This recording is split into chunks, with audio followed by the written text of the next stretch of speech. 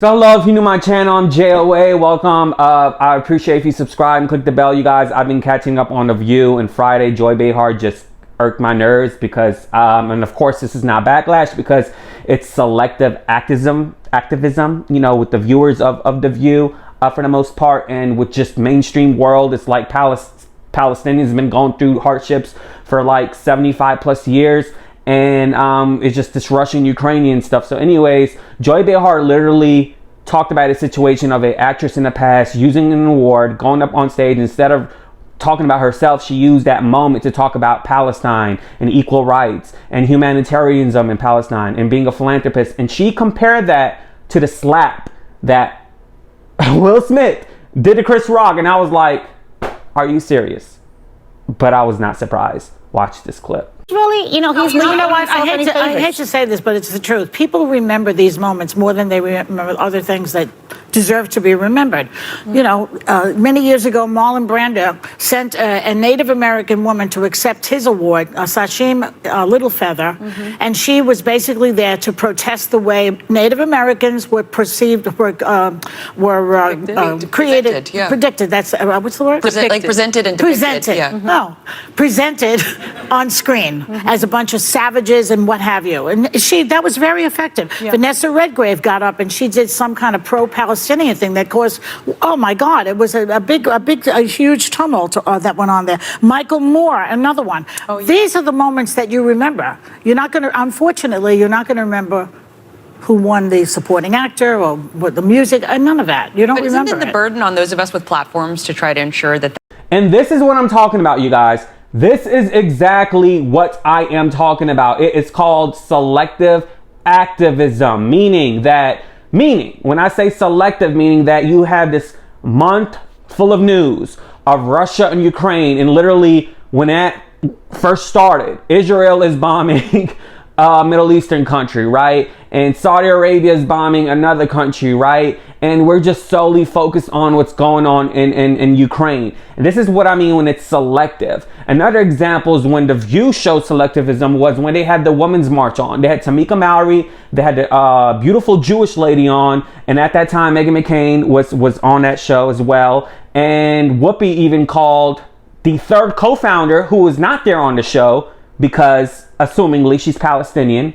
Well, she's Palestinian, but assumingly she's not on that show because she's Palestinian. And this woman's name is Linda Sarsour. She's a Palestinian New Yorkan, and she was one of the people that was involved in co-founding the Women's March. But she was not invited on The View simply because she's Palestinian and she's a Muslim. Same thing with Ilhan Omar. Ilhan Omar is an African Muslim, right? She is not ever invited on that show when literally during the past 4 years of the last administration, Ilhan Omar was the topic of discussion at least, if not once a week, once a month. And still often she is talked about even during the Biden administration. And they haven't invited her on at all, right? And so it's like, this is what I'm talking about. This is what I'm saying about selective remorse, selective activism amongst minorities. It's like, you know, they see money in the LGBTQIA. They see money within the black people. They see money with Latinos, and now they see money with the Asians, right? And so they're going to tout this pro-minority relations amongst the people I just listed because they see money in that.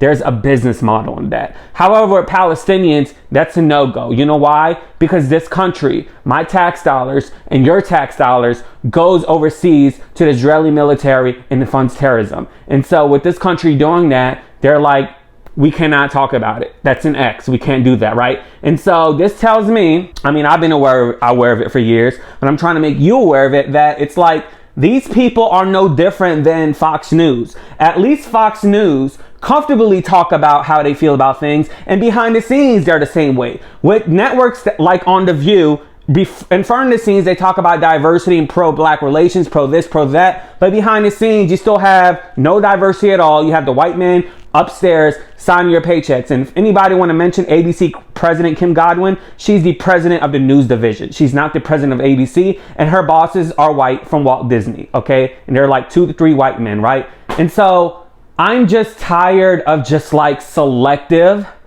activism for people. When I say selective, it doesn't even count as activism because you're only making it selective because there's money in it. Again, there is money and being pro LGBTQIA. There is money in media with being pro-black. There is money in media with being pro-Latino. And there is money in media with being pro-Asian. Now, for the past 2 years of this pandemic, because Asians have been the target of the virus that came out of Wuhan, China, because it's just been mainstream and there's money in that. And so, you know, the media this is why I often say the propaganda is just huge, because it's not being remorseful on a total scale of other minorities.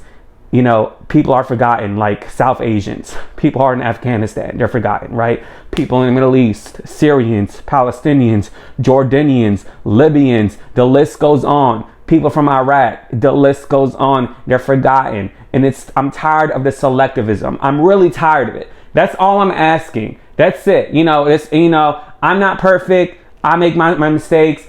I may say some things because I am hurt during this past month because things are going overseas. And it's like, I'm only one person and I can't do it for myself. I can't just simply say, you know what, sending money and doing this is good. There needs to be more. More needs to be done, right? And it's so when you're doing selectivism and not counting everyone as a whole, that tells me the reason why you're doing it is because of money. And it makes me angry and it just makes me sad. And it's like, I know I'm human and I can't control everything in the world, but by me being in this business and I'm seeing it the way it is, I only can be honest and truthful and tell you guys that that's just what it is.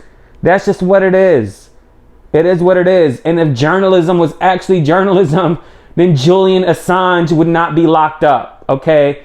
This man would not be jailed for exposing the CIA and the government. He would not be in jail. But journalism is selective as well. They only want to show you certain things, but they want to keep the rest a secret. And if that doesn't tell you anything, then I'm sorry, I don't know what else to tell you. But anyways, if you're new to my channel, please do subscribe and click the bell. If you haven't subscribed and clicked the bell, please do as well. Let me know what you think in the comments below. And it's just like, I have to realize and tell myself that fighting with fire is only a bigger fire. And just because certain people who fulfill the other minority lists are not seeing my point of view because I am on a different list of the minority spectrum, is like, it's not my fault. And by me degrading another race or another minority just because they're doing that to me, it's only making me as well look hypocritical. And so that's wrong on my own behalf. But I just want you guys to see that everything is selective and everything is because of what? The dinero, the money, the flusy, okay? I said money in different languages. And so that's just the truth, whether you want to believe it or not. All right? Deuces. Yeah, yeah.